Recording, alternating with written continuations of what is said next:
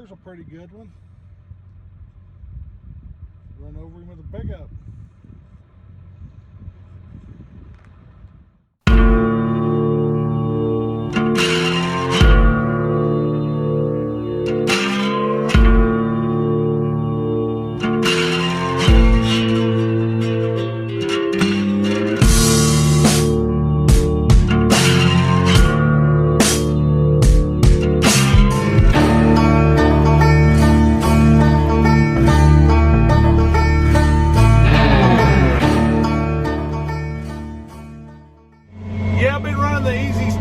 For about hour and a half.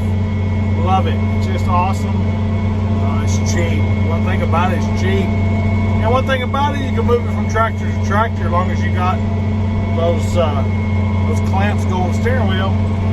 It takes a different clamp out of each tractor. Other than that, and I've got a universal power source between them all. It's just a John Deere plug-ins into their accessory trim. And I've got one in this tractor now, and I've got one in my boxcar International, Case International, and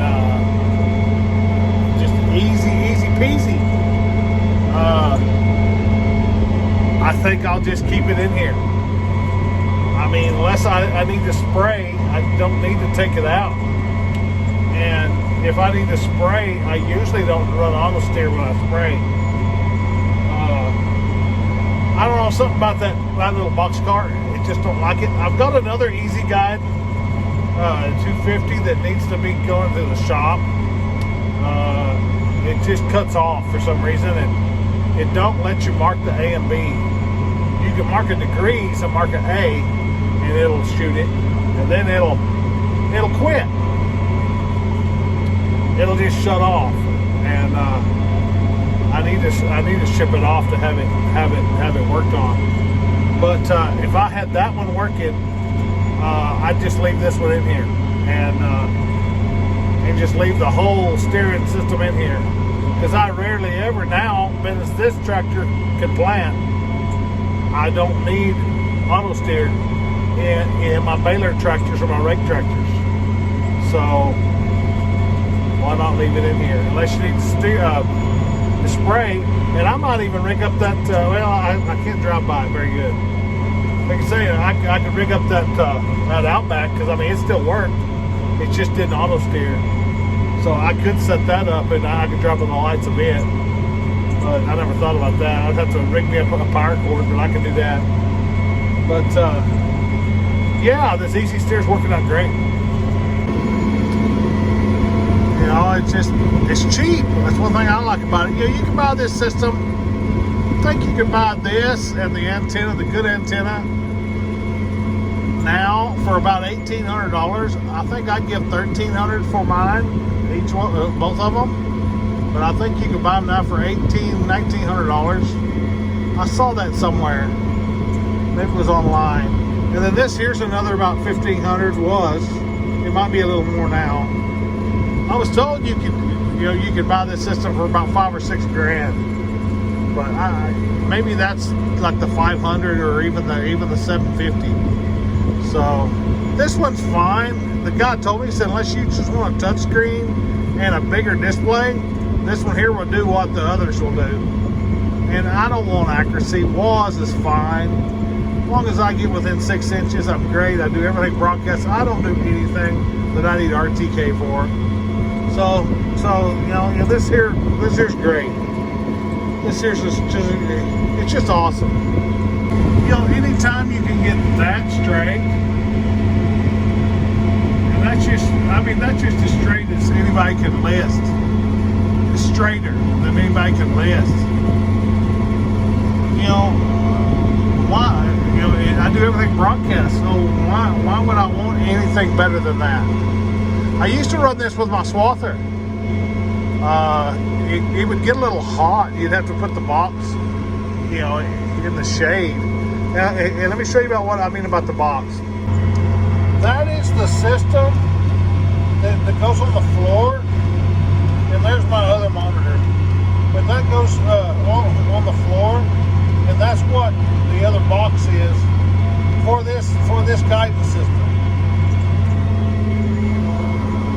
And then you have your steering motor here, and it plugs into a cord off of that box, and then that box plugs up into your monitor, and it powers your monitor, and it gets all the signal from the antenna that's up on top into this box, into the monitor, and then it just uses that control box down there to run this motor. So, and the only difference between this one and a integrated system is this would be hooked up instead of this motor into the valve body, and that would run the hydraulics. And this is just skipping the hydraulics and going to manual and running off the steering wheel. But you know, it don't need much. And yes, I do have to mash the little button to engage it. When I turn around, all I gotta do is just start turning the wheel, and it will sense that I'm moving this motor, and it'll turn off. But then to activate it back, to engage it, I've got to mash that number 3 there. But you know, there's nothing wrong with that little easy monitor.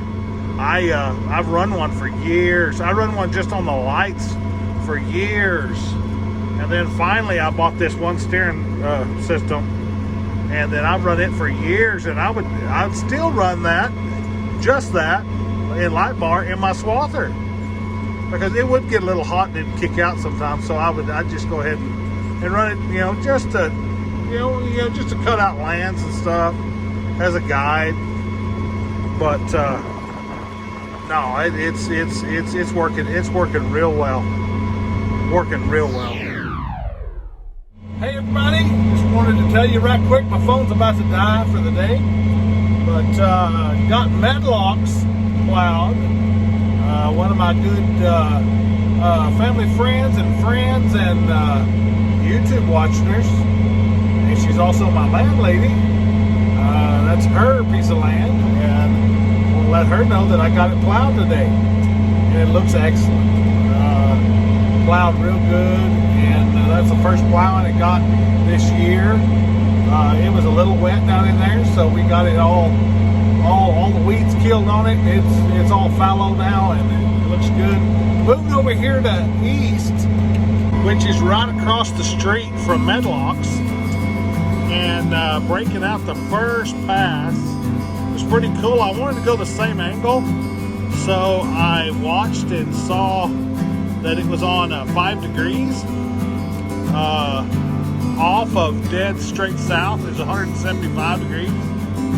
So when I set the A and B line, all I did was set the A, and then I could set it on what degree I wanted it, which I set it on 175, and marked my A, and then just hit auto drive, and it started driving. This is the first pass on East, so it looks pretty good. Auto steer is working excellent. Excellent. Everything's working real good.